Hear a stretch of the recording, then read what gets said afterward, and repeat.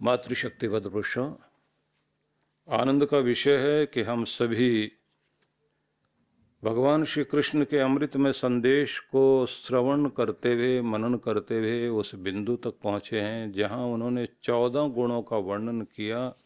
अब अगले श्लोक में 12वें अध्याय का ये 16वां श्लोक है, जिसको आप गीता में देख सकते हैं, जहाँ 6 गुणों की चर्चा और भगवान श्री कृष्ण ने की है और ये कहा है कि मेरी निकटता पाने के लिए, मेरे नज़दीक होने के लिए कुछ और विशेषताओं की आवश्यकता होती है।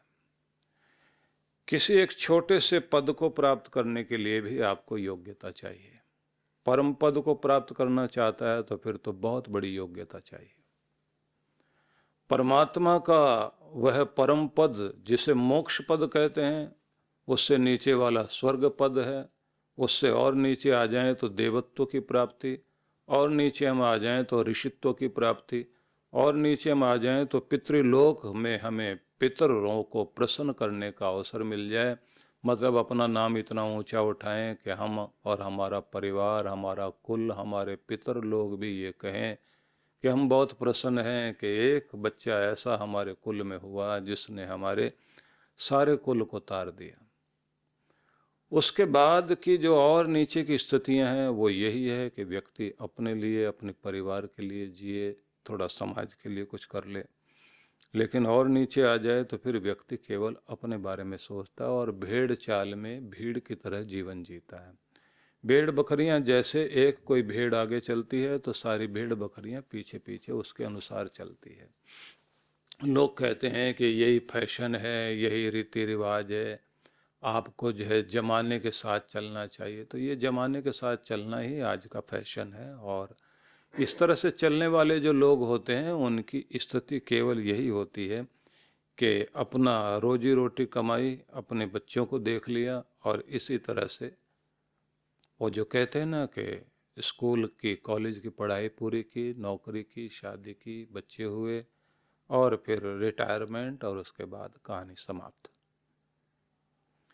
अपनों के लिए हाय हाय करते करते जिंदगी व्यतीत कर दी। आइए हम भगवान श्री कृष्ण के संदेश की तरफ चलते हैं, जहां उन्होंने कहा, अनपेक्षः शुचिर्दक्षः उदासीनो गतव्यथ सर्वारंभ परित्यागी यो मद्भक्त स मे प्रियः।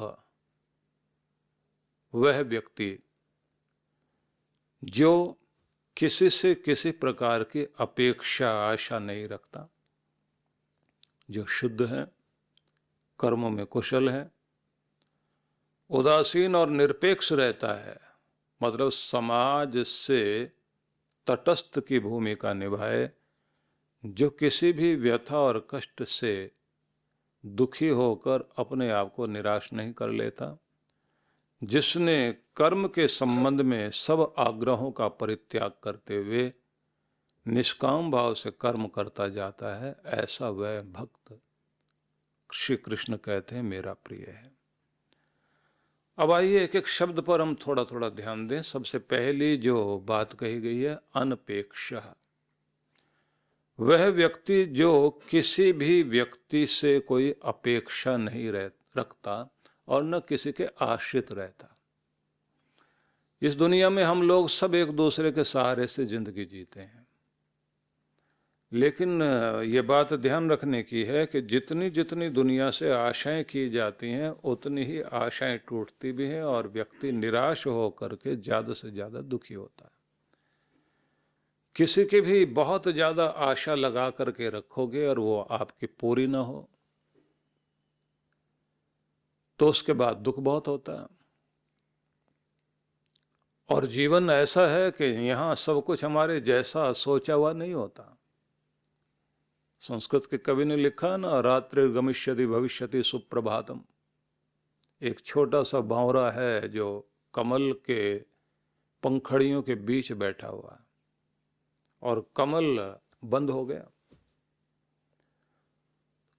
अनेक तरह के कमल होते हैं, तो रात्रि जैसे सूरज छिपता है तो उसी के साथ में कमल की पंखड़ियां बंद होनी शुरू हो जाती हैं। भंवरा उसके अंदर बैठा हुआ था, बंद हो गया।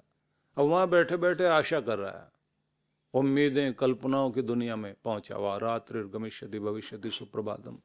भास्वानुदेश्यति हशिशंति पंकज श्री।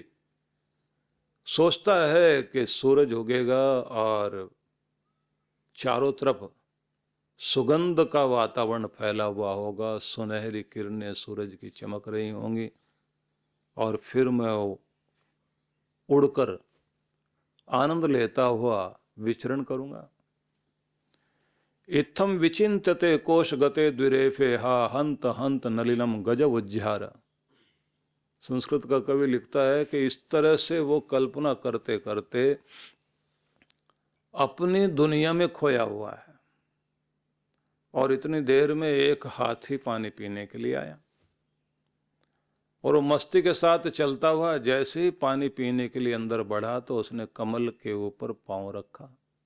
उसे तो पता ही नहीं उसके पांव के नीचे कौन आ रहा है। अब वो कहते हा हंत हंत नलिनम गज उज्झार। उस हाथी ने एक दुनिया उजाड़ दी। वो बेचारा जो कितने सारे सपनों को बुन रहा था और एक झटके के साथ सब कुछ समाप्त हो गया। कि ये संसार ऐसा घटनाओं का प्रवाह है, इस समय इसमें हर समय घटनाएं घट रही होती हैं और सारी घटनाएं हमारे अनुकूल हो ऐसा तो है नहीं। हमारे मन में कुछ और है और उसके मन में कुछ और है। हाथी कोई और नहीं है, काल ही तो है।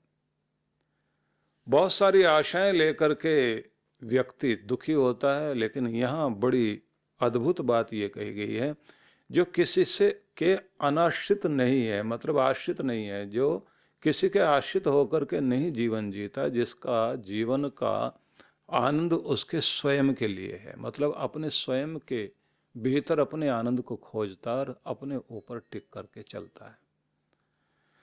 तो चिंतनीय बात यह है कि आपको अपने आत्मनिर्भरता वाली स्थिति सबसे पहले अपनानी चाहिए। भक्तों के लिए सबसे पहले महत्वपूर्ण बात यही है कि उसे दूसरों से उम्मीदें लगाकर जिंदगी नहीं जीनी है। उम्मीद आस एक आस एक भरोसा केवल अपने राम का ही रखें, अपने भगवान का रखें और अपने अंदर ज़्यादा से ज़्यादा संतुष्टि। तो इसमें एक महत्वपूर्ण बात हुई, स्वयं सेवक बनकर जीना। स्वयं का सेवक बनिए। जैसे आप दूसरों को कहते ना कि कोई हमारी सेवा करे, तो कोई और नहीं, आप अपनी सेवा खुद करिए। अपना खुद का ध्यान रखिए, अपने आपे का ध्यान रखें और अपने ईश्वर के प्रति आश्रित रहें और अपनी खुशी और अपनी प्रसन्नता दूसरों पर निर्भर न होने दें। नहीं तो आप परमुखापेक्षी होकर बैठे रहेंगे, दूसरे का मुख ताकते रह जाएंगे। ये आए तो ये मेरा ये करे वो करे, भाई मेरा ध्यान रखे, बहन मेरा ध्यान रखे, पत्नी ध्यान रखे, पति ध्यान रखे, पड़ोसी मेरा ध्यान रखे। हम सारी दुनिया को विश्वास करने लग जाते हैं, वो मेरे लिए कुछ करेगा, वो मेरे लिए कुछ करेगा। और जब जब हम लोग दूसरों पर आश्रित होकर के जीवन जीते हैं, तो ये बात ध्यान रख लीजिए, दूसरों के भरोसे टिकी हुई खुशी ज़्यादा देर तक नहीं रहा करती। जो दूसरों पर आश्रित हो, ऐसी खुशी आपको मिलती ही नहीं है। थोड़ी देर के लिए मिल भी जाएगी, जैसे किसी का मूड बदला तो आपकी तो हालत खराब हो गई। कोई भी व्यक्ति कभी भी किसी का भी मूड बदलेगा तो आपका मन खराब हो जाएगा ना। इसलिए आप तो हर पल दूसरों पर आश्रित होकर के जिएंगे। तो इसलिए कहा जाता है, एक तो स्वयं सेवक बनना चाहिए, अपना काम खुद करते रहना चाहिए और अपनी प्रसन्नता का कारण बाहर नहीं खोजना चाहिए। कोई मुझे प्यार करे, कोई मेरा ध्यान रखे, कोई मेरे साथ हंसे बोले। एक छोटे से बच्चे में भी आप देखेंगे, वो खुद में खिलौने रख दीजिए, बैठ करके खेलेगा, कुछ न कुछ बोल रहा होगा, अपने में आनंदित रहता है। महान पुरुष लोग जो है तपस्या करने के लिए जाते थे, और हमारे यहाँ देश में तो पूरी परंपरा थी कि राजा को भी जब अपने बेटे को वो राज्य देता था, बेटे का बेटा देख लिया तो उसके बाद कहते थे कि व्यक्ति को अब वनी होना चाहिए, वानप्रस्थ हो जाना चाहिए। वानप्रस्थ होने का मतलब ये कहा गया कि ब्रह्मचर्य काल और वानप्रस्थ काल सबके लिए अनिवार्य है। गृहस्थ होना और सन्यासी होना ये अनिवार्य नहीं है। सन्यासी वही बने जिसमें वो योग्यता हो, और गृहस्थ भी वही हो जिस आदमी में उस तरह की योग्यता हो कि वो अपने सारी समाज की, परिवार की, खुद की जिम्मेदारियां निभाने के लायक हो और समाज को अच्छी संतान देने के साथ में समाज का भला करे। तो बहुत सारी शर्तें लगाई गई हैं कि इन सारी शर्तों को पूरा करे। इसी तरह से सन्यासी उसको कहते हैं कि जब उसको पूर्ण वैराग्य हो जाए, और जब पूर्ण वैराग्य हो जाता है तो बहुत अद्भुत चीज होती है। संत चरणदास थे तो उनकी कि शरण में एक पति पत्नी आए, माथा टेका, उन्होंने कहा कि महाराज घर में संतान नहीं है। उन्होंने कहा प्रभु से प्रार्थना करो। अब वो भगवान का ध्यान करने लग गए बैठकर, ऐसी संतान हो जो प्रभु आपको प्यारी लगे, आपका ही कार्य करे, और हम भी इस दुनिया में तरें। अब महाराज ने प्रसाद दिया और उनके घर में संतान हुई, और संतान हुई तो बेटी हो गई। अब वो ये कहते हैं उनकी दया से आई है, तो नाम ही दयाबाई रख दिया। और कमाल ये हो गया कि वो प्रभाव चलते चलते एक समय ऐसा आ गया कि 10-11 वर्ष की उम्र तक पहुंचते पहुंचते वो बच्ची बार बार बोलती है कि मुझे तो सपना आता है एक साधु का, और वो ऐसे ऐसे हैं। अब सब कहें बेटा तुमने उनको कभी देखा नहीं, वही तो है जिनकी कृपा से तुम इस दुनिया में आए, उनका आशीर्वाद मिला था हम लोगों को।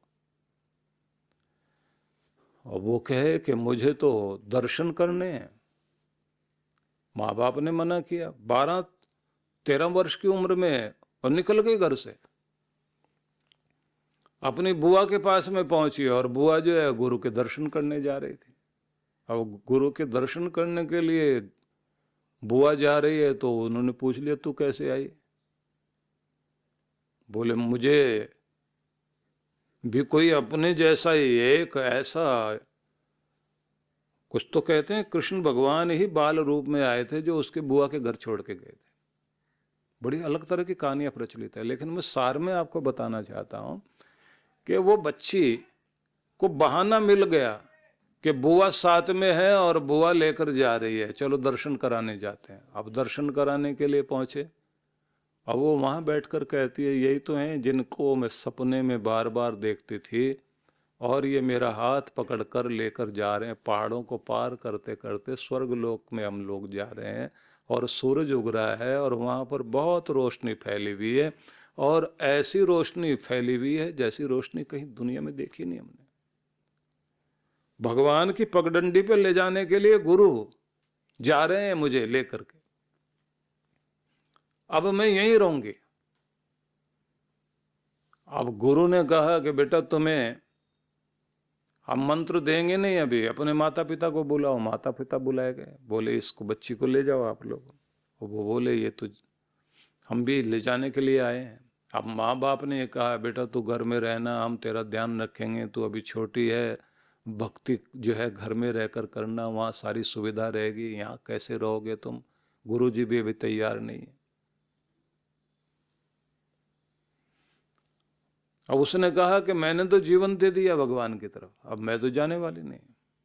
बहुत समझाया। अब माँ बाप कहते हैं हम तुम्हारे लिए क्या कर सकते हैं? बोले सब मिलकर के गुरु से ये कहो कि मुझे दीक्षा दे दें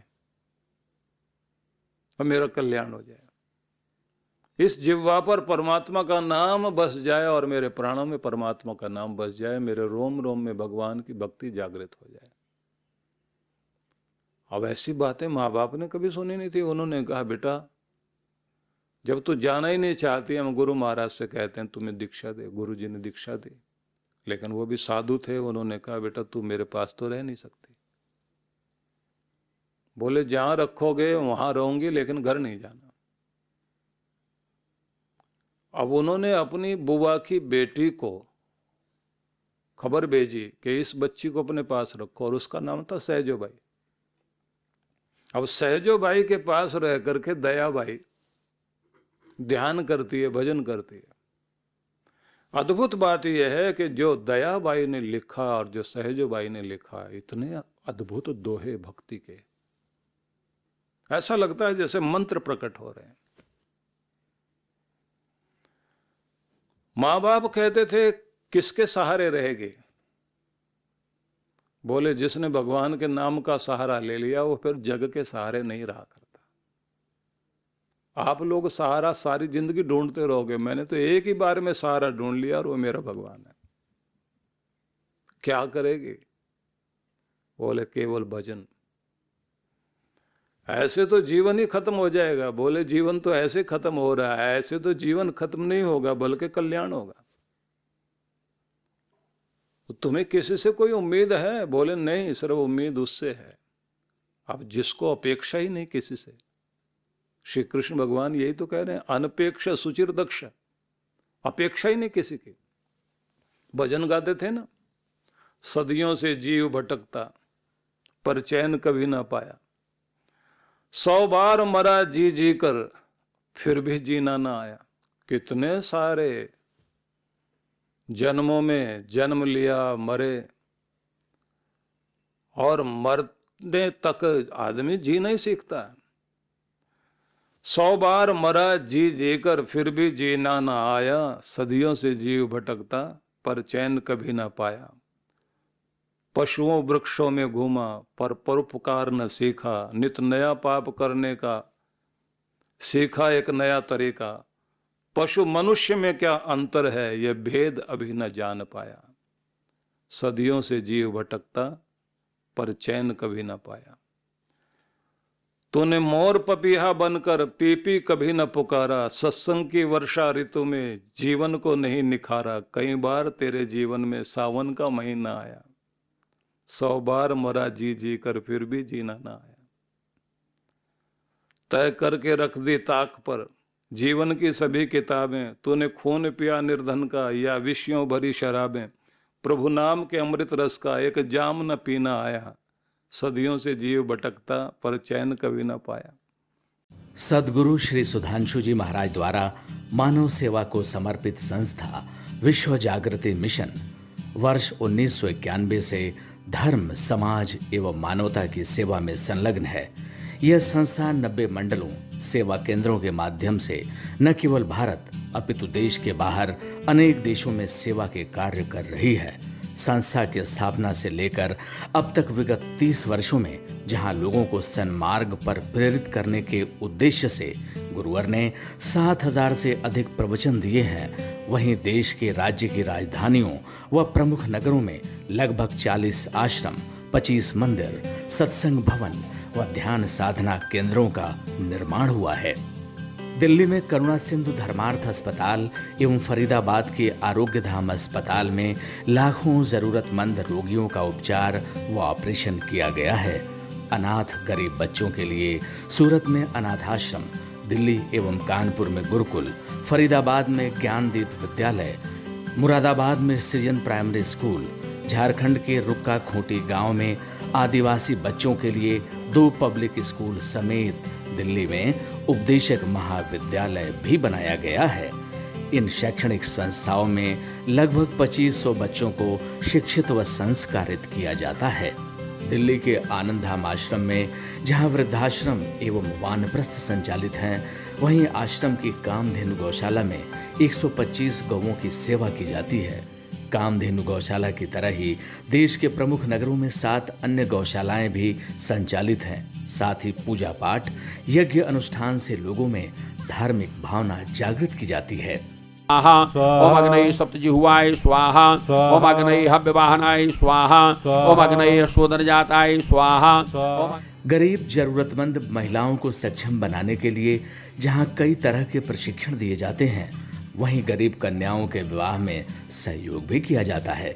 प्राकृतिक आपदा जैसे कि बाढ़, भूकंप, तूफान आदि में जहां मिशन द्वारा प्रधानमंत्री राहत कोष में सहयोग किया जाता है, वहीं जैसे वर्तमान में चल रही महामारी कोरोना संकट काल में जरूरतमंदों को भोजन, राशन किट व सांसों के संकट से जूझ रहे जरूरतमंद मरीजों को देश विदेश से मंगाकर ऑक्सीजन कंसंट्रेटर बांटे गए।